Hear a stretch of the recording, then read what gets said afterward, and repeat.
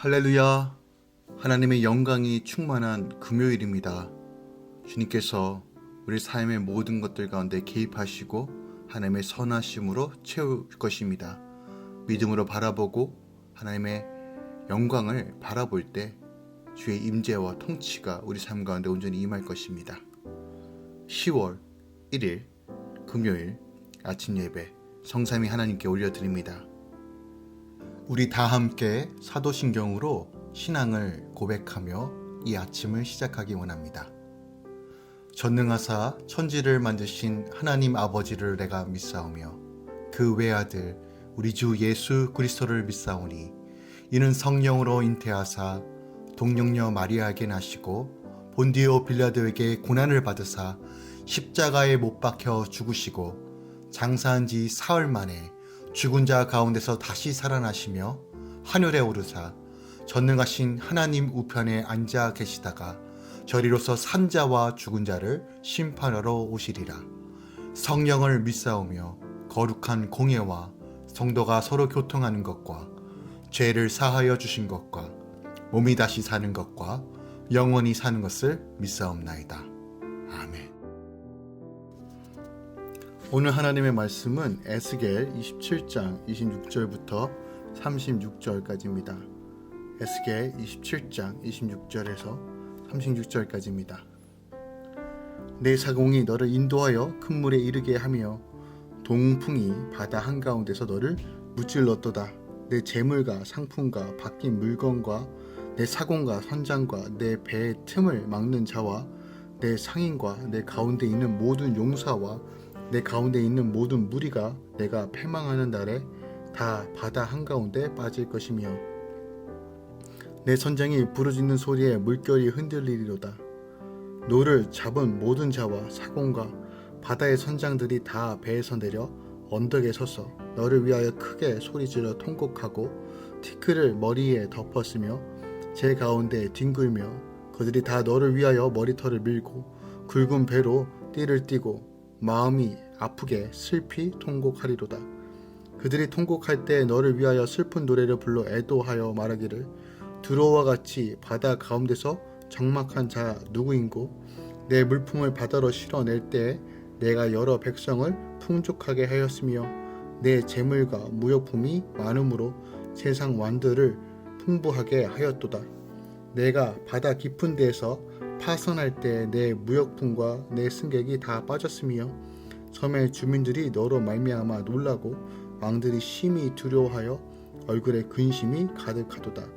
많은 민족의 상인들이 다 너를 비웃으며 내가 공포의 대상이 되고 내가 영원히 다시 잊지 못하리라 하였느니라. 아멘. 하나님의 말씀입니다.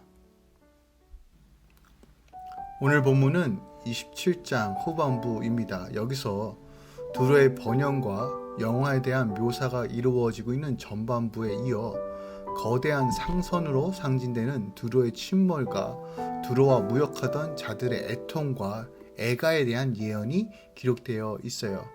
오늘 본문을 조금 더 자세히 다루도록 하겠습니다. 먼저 26절부터 28절까지는 두로를 상징하는 대항선이 바다 한가운데서 동풍을 만나 파선함으로 그 배에 있던 물품과 모든 사람들이 바다의 속에 침몰하게 될 것을 예언하고 있어요. 여기서 바다 한가운데란 이 배로 비유된 두로가 해상 국가인 점을 염두에 둔 표현이며 동풍이란 갑자기 불어닥쳐 바다를 향해 하는 배들에게 치명적인 위험을 가져다준 예측 불가능한 강한 바람을 가리키는데 여기서 동풍은 두로라는 대상선을 침몰시킬 대적을 두고 하는 말입니다. 즉 여기서 동풍은 두로의 동쪽에 위치하며 두로를 멸망시킬 하나님의 심판의 도구로 사용될 바벨론을 가리킵니다. 본문은 두로를 상징하는 대상선이 동풍으로 인하여 파선함으로써 배 안에 있는 모든 것이 바닷속으로 침몰하게 될 것이라고 말하고 있습니다. 이는 두로가 바벨론의 침공을 받아 완전히 파멸에 이를 것을 말하는 것입니다. 29절부터 31절까지는 두로와 무역하던 자들이 두로를 위해 애통과 애가에 대한 예언이 담겨져 있어요. 두로를 상징하는 배가 침몰하자 선장은 해변의 물결이 흔들릴 정도로 절규합니다. 이웃 나라의 사공과 선장들은 두로의 파선을 보며 목 놓아 통곡합니다. 이처럼 두로의 멸망은 그동안 그와 교역을 해온 이웃 나라들에게 매우 큰 충격이었습니다. 티끌을 머리에 덮어쓰고 제 가운데 뒹굴며 애곡할 정도였습니다. 그런데 그들이 이토록 슬퍼한 것은 자신들이 무역으로 얻어온 경제적 이득이 두로의 멸망으로 사라졌기 때문입니다. 이렇듯 하나님을 향한 믿음이 없으면 우리의 관심은 언제나 이의 득실에만 있기 마련입니다. 하나님 나라의 백성은 자신의 욕망을 채우지 못하는 자기 연민 때문이 아니라 구원 때문에 자기 죄 때문에 슬퍼하고 통곡해야 한다는 것이죠. 오늘날 나는 무엇 때문에 슬퍼하고 통곡하는지, 나의 지체들의 구원 때문인가 아니면 내 욕망을 채우기 위한 통곡입니까? 32절부터 36절까지는 두로와의 무역으로 경제적 이득을 얻었던 이웃 나라들이 파멸한 두로를 위해 애가를 부릅니다. 두로의 갑작스러운 파멸로 섬 주민들이 놀라고 왕들이 심히 두려워한 이유는 그들에게도 이런 멸망이 닥칠지 모른다는 생각 때문이었습니다. 결과적으로 많은 민족이 두로의 멸망을 보면서 두려워하고 두로는 이 세상에서 아무것도 아닌 존재로 전락하고 맙니다. 한때 당대 최고의 해상 국가로 군림하면서 자기 스스로 온전히 아름답다라고 할 정도로 교만했던 두로의 말로는 이처럼 처참합니다. 자신의 죄인된 주제를 모르고 교만한 자는 결국 바람에 나는 겨와 같이 날아가며 비웃음거리로 전락할 수밖에 없다는 것이죠. 이런 본문의 내용을 통해서 우리는 세상의 것들을 의지하며 교만하게 행하는 일이 얼마나 어리석은 일인지를 깨닫게 합니다. 세상 사람들이 가장 심각하게 착각하는 것 중에 하나는 자신들이 의지하는 세상의 것들이 영원할 거라고 믿는 것이에요. 그래서 자신들이 의지하는 세상의 것이 강하다고 생각할수록 사람들은 교만하여집니다. 그러나 세상의 모든 것은 일시적이고 유한한 것들 뿐입니다. 재물도 권력도 일시적이며 유한한 것들입니다. 또한 재물이나 권력은 사람이 결정적인 위험이 놓이게 될 때는 그를 구원하여 주지 못합니다. 그러므로 우리는 재물이나 권력 같은 세상의 것들을 절대적인 것으로 믿고 의지하지 말고 우리가 믿고 의지하고 바라볼 것이 무엇인지를 분명하게 알아야 됩니다. 만왕의 왕 되신 주님, 우리 주 예수를 바라보며 그분을 기쁘시게 하는 삶, 그의 나라와 의를 위해 살아가는 삶, 겸손히 하나님을 의지하는 삶이 우리 삶의 핵심이라는 것입니다.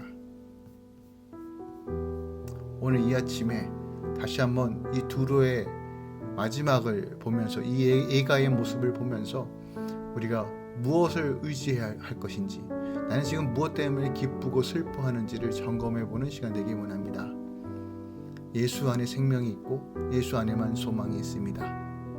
하나님만을 기쁘시게 하고 하나님 안에 거하는 삶이 참된 복된 삶입니다. 이 아침에 주님의 복된 삶으로 걸어가시길 우리 주 예수 그리스도 이름으로 부탁드리고 축원드립니다. 기도하겠습니다. 사랑하는 주님, 감사합니다. 모든 순간 주님을 의지하고 주님을 바라봅니다. 세상의 풍파와 어려움, 고난 속에서도 우리를 건지시고 인도하여 주신 건 오직 주님입니다. 우리에게 베푸신 그 은혜를 기억하며 교만하지 않고 겸손히 주만 섬기길 원합니다. 살아 역사하신 하나님, 주님 우리를 붙드소서.